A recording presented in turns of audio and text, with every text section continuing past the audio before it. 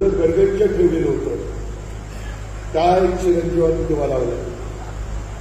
तुम्ही तुमच्या मनाला प्रश्न विचारा.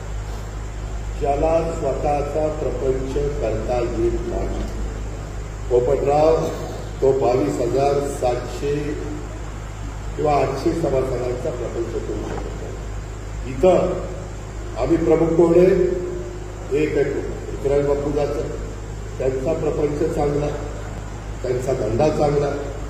कालच मी गेलेलो होतो त्या भागामध्ये, ते सगळं मी बघितलं. उत्तम शेती त्यांची, फळबागा उत्तम आहे, स्वच्छता चांगली आहे, व्यवसाय एकदम चोख आहे, व्यवहार चोख आहे. कुणी एक मायेचा लाभ सांगावा या 73 गावातला किंवा इंदापूर बारामती तालुक्यातला की आमचे पैसे बापूंनी ठेवले आणि बुडवले, त्याला आत्ता राजकारण सोडून देईल आणि बोलले आहे का?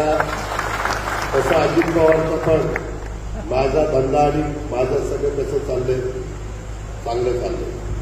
माझ्या आजोबाच्या पुण्यानं, माझ्या बापाच्या पुण्यानं, माझ्या चुलत्याच्या पुण्यानं